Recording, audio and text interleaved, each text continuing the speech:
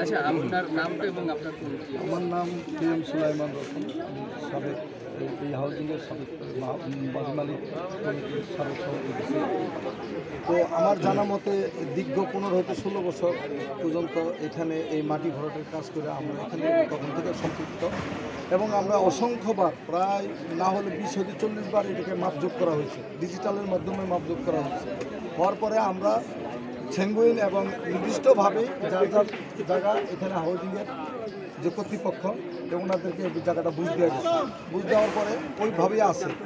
আমরা ওনারা যখন প্রথম অবজেকশন দিল যে এই জায়গাটা একটু মাপতে হবে, মাপবো, তো মাপার পরে এখানে একটু কথা আছে, একটু কথা না বললে হয় না, আমি যদি খুলে বলি। এখানে এই আব্দুল সালাম রিরুলিং মিলস এর কর্তৃপক্ষের এখানে একটা জায়গা আছে, তার 1440 জায়গা। দুই দিকে এদিকে আছে, এদিকে একটা 16 ফিটের রাস্তা, ওদিকে একটা 20 ফুটের রাস্তা। উনি এই রাস্তা কোনো কিছুই ব্যবহার না করে না ছেড়া 20% না ছেড়া পুরো সম্পূর্ণ জায়গাটা তিনি দখলে রাখছেন। রাখার পরে কোনো একটা ভদ্রলোক, ওনার নাম ইউসুফ করে নাম, উনি বিডিআরের সদস্য ছিল। এই বিডিআরের গন্ডগোলের মধ্যে ওনার পানিশমেন্ট হয়ে যায়, জেল হয়ে যায়। তো উনি ওই জায়গাটা খুঁজে পায় না। পরে এসে আমাদেরকে বলার পরে আমরা মাইপা জুপা দেখছি যে জায়গাটা ওনার ভিতরে 25% হিসাবে ওনার ভিতরে আছে। উনি কে? এই আব্দুল সালাম রিরুলিং মিলস। আব্দুল সালাম রিরুলিং মিলসের সাথে আমরা পরপর 2-3 বার তার অফিসে যাইয়া তার সাথে আমরা মিটিং করছি এবং তারা জানাইছি ব্যাপারটা। তিনি আমাদেরকে আশ্বস্ত করছেন জায়গাটা উনি দিয়ে দেবেন আমাদেরকে, এবং এ কথার পরে উনি আমাদেরকে একটা দাম বলছিলেন। সেই দামটা বলছিলেন খুব নগণ্য একটা দাম, সেটা মার্কেটের থেকে ভ্যালুর থেকে অনেক নিচে।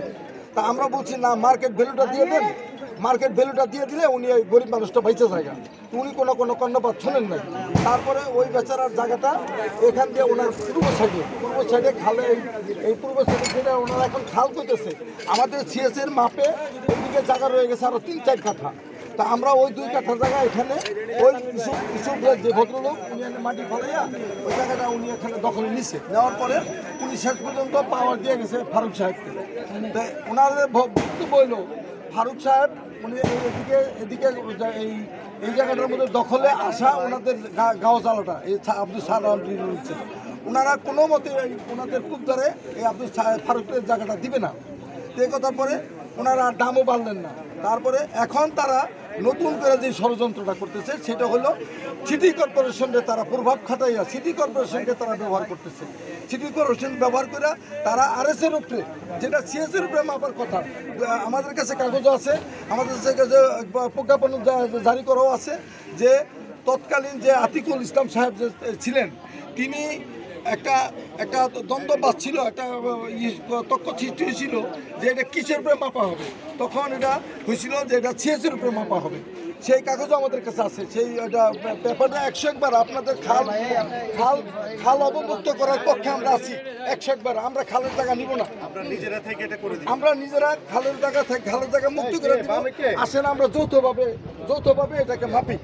তো ওনারা যৌথভাবে মাপার জন্য আমরা অসংখ্যবার চিঠি দিছি, দরখাস্ত করছি, এবং ডিসি পর্যন্ত, পানি উন্নয়ন বোর্ড এবং ওয়াসা আর উত্তর সিটি কর্পোরেশন আমরা দিছি। তারপরে ওনারা আমাদের এই সব চিঠি এবং আমাদের দরখাস্ত আমাদেরকে একটা নোটিশ এখানে টানা দিয়ে গেছে, 3 দিনের মধ্যে এই বাসা বাড়ি খালি করতে গেছি।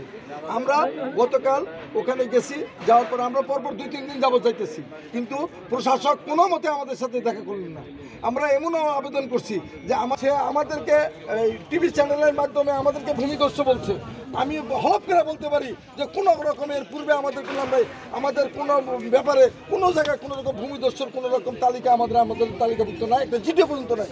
আর উনি আমাদেরকে ওনাদের টাকার জোরে ওনাদের একটা চ্যানেল না উনি আমাদেরকে ভূমিদস্যু বানাইতেছে। হ্যাঁ, ফারুক, আমি, তারপরে উমর, ওরকম ইত্যাদি, যে আরও কয়েকজনের নাম বলে এই নেক মোহাম্মদ সাহেব। অথচ আমরা কখনোই কোনোদিন এইসব সম্পৃক্ত না। ওনাদের জ্বালাটা হইল আজকে প্রশাসক যেভাবে আসছেন সেটা সম্পূর্ণ সালাম রিলুন্সের প্রভাবে উনি এই কাজটা করতেছেন। এই হলো আমার বক্তব্য। টাকার জোরে, হ্যাঁ, টাকার জোরে যে টেলিভিশনে নেই তার কাছে আপনার কাছে কোনো প্রমাণ আছে বলবেন? আমার কাছে প্রমাণ হলো একটা প্রমাণ হলো কে কে টাকা খেয়ে সেটা হলো উনি ওনার যে চ্যানেল আছে ওনার চ্যানেলে আমাদের এই হাউজিং এর কোনো ব্যক্তির কোনো সাক্ষাৎ নেন নাই। ওনার এখানে যে ভাড়াটি আছে এই ভাড়াটিদের সাক্ষাৎ উনি নেন। এটা আমার প্রমাণ আছে, এগুলো আমি বুঝি। আমাদের এখানে তো অনেক কেমনে বুঝলেন?